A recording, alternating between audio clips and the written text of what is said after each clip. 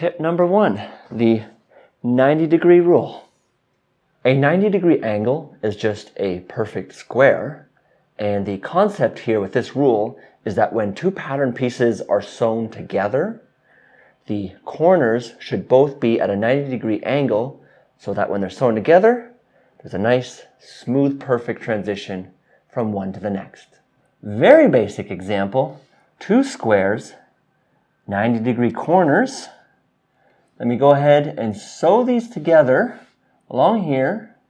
What a gorgeous transition from one pattern piece to the next. Pretty self-explanatory there, sewing corn. Not busting any minds, if I do say so myself.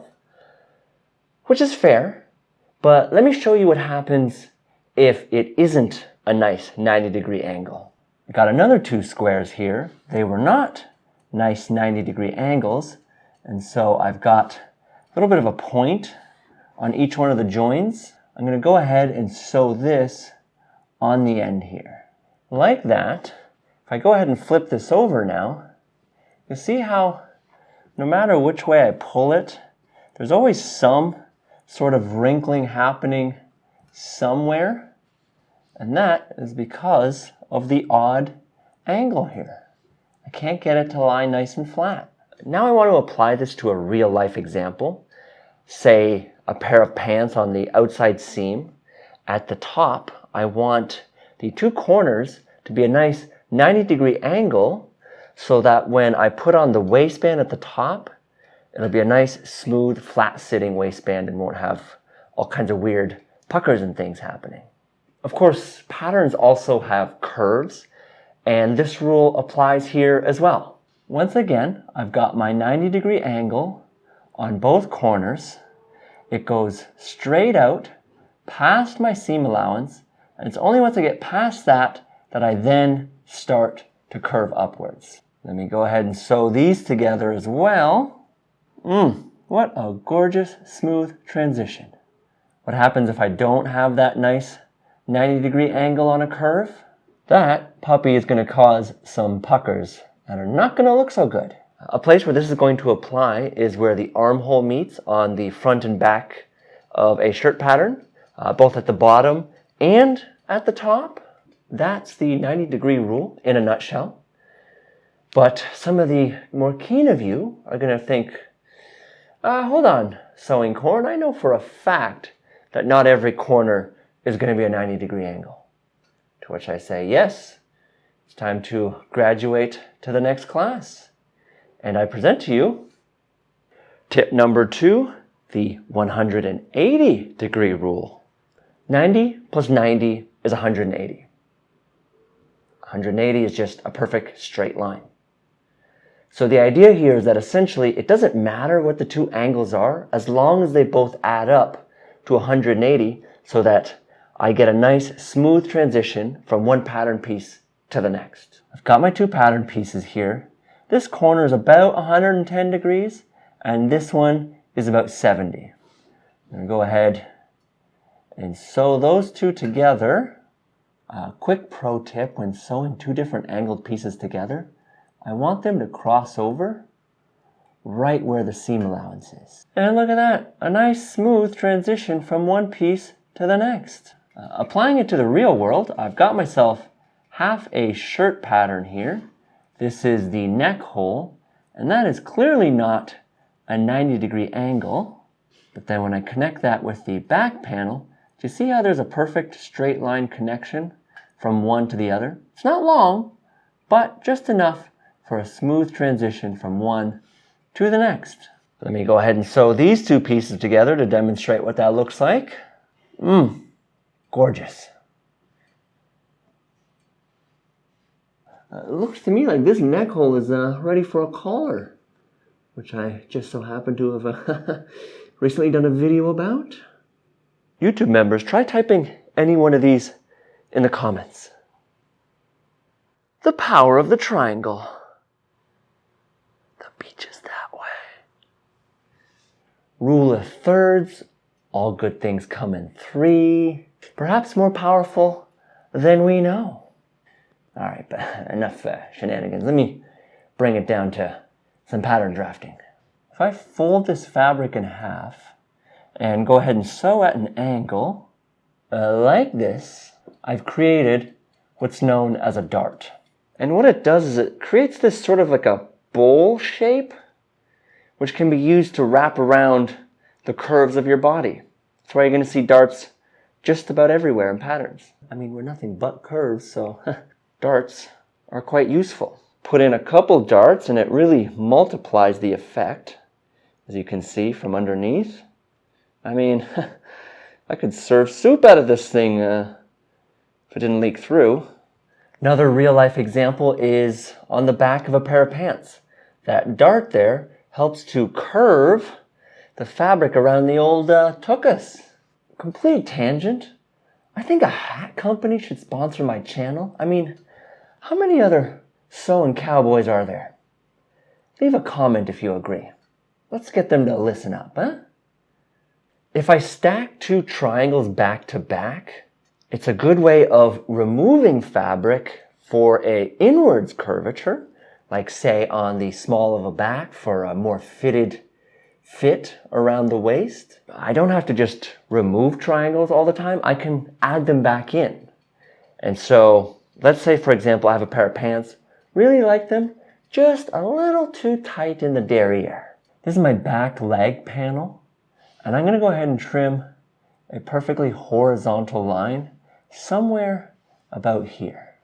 And then using the outside corner as a pivot, I can add as much volume as I need. Alternatively, if they're too loose in the back, I can of course remove a little bit of volume by going down as well. And then I'm going to smooth out that curve just so it's nice and consistent and even. Once again, do it on both sides. We don't want any hard edges. And voila!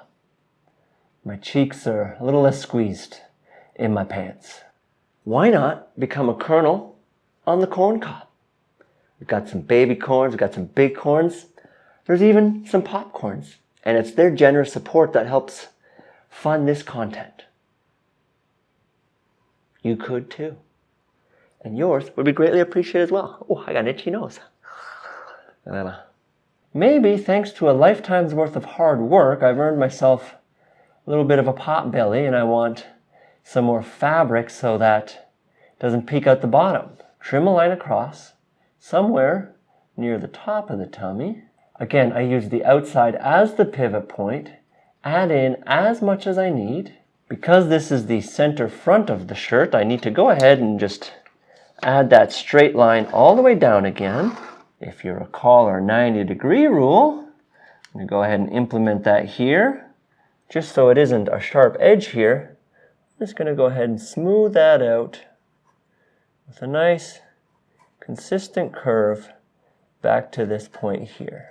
Along the side here again, I just want to smooth that out. Now I can make my shirt, go down to the pub, and all the boys are going to think I've slimmed down because it's not so tight in here anymore. And I mean, this could also apply to those who are having babies or if you just want more volume at the bottom. Tip number 4, the fabric matters. Knowing what the final fabric of the garment is going to be very much impacts the drafting of the pattern. For example, I like to wear these knit t-shirt style shirts, but I also like me a nice button-up. And those two fabrics very much impact some tweaks I make in the pattern. This is the front panel of my button-up. That's my neck here. This is my armhole. And up here is my shoulder. But then with the t-shirt pattern, which I've laid over top here, I bring the shoulder in a little bit. You can see the difference there. This fabric just stretches a lot more. And so by bringing the shoulder back in, it prevents it from drooping over the edge. When I made my wool overcoat, I ended up adding an extra 1/8 of an inch around the outside of all my pattern pieces just to accommodate for the folding of that thicker wool fabric. Sewing darts and things like that into thicker fabrics also does not work well. It's going to leave big indentations at the point. And so I find my patterns just aren't as intricate with thicker fabrics. Lightweight fabrics, slouchy fabrics, stretchy fabrics like this, they're much more forgiving of any mistakes made in the pattern drafting phase. For example, I had put these curves on the sides of the waist on my t-shirt because I wanted them a little bit slimmer fitting and then to fit over the hips, and it looked perfectly fine.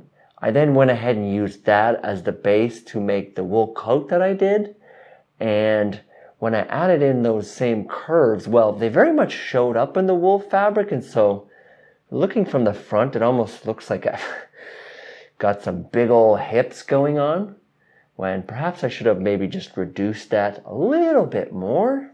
So knowing the final fabric is very important when doing the pattern drafting phase in the beginning. I bought these here shears long before they ever sponsored my channel. Absolutely love them. And you can buy a pair. This here URL supports the channel. Thank you. And finally, number 5. Listen to the wrinkles. After I've done the first draft of any pattern that I make, I very much look to the wrinkles and the puckers to try to understand what I need to improve, adjust, or tweak. What the wrinkles actually do is point to the problem. For example, in my how to make a button-up video, I ended up getting these pulling lines from underneath the armpit. And so after moving the armhole down a little bit, suddenly, voila, the wrinkles were gone. A good way to diagnose this problem is to take pictures. So from the front, from the side, from the back, look at yourself wearing the garment and then follow those wrinkles and see what they're pointing at. And then what I like to do is I just pull on the garment. I pull up, does it make it worse? If I pull down, does that make it better? And that sort of indicates how things need to be adjusted. Things can be moved around wherever, like the neck hole can be moved further forward, further back.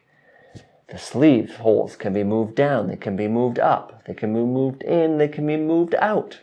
And so just pulling on things in or out, up or down, will either improve or make it worse. So listen to the wrinkles. They're trying to tell you something. And it isn't a perfect 1 to 2 math where, oh, wrinkle goes there, boom, solved, done deal.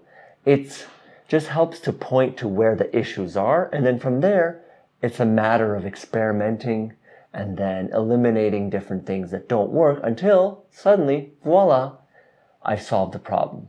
I'll sometimes have to do 2, 3, 4 iterations until I get it right.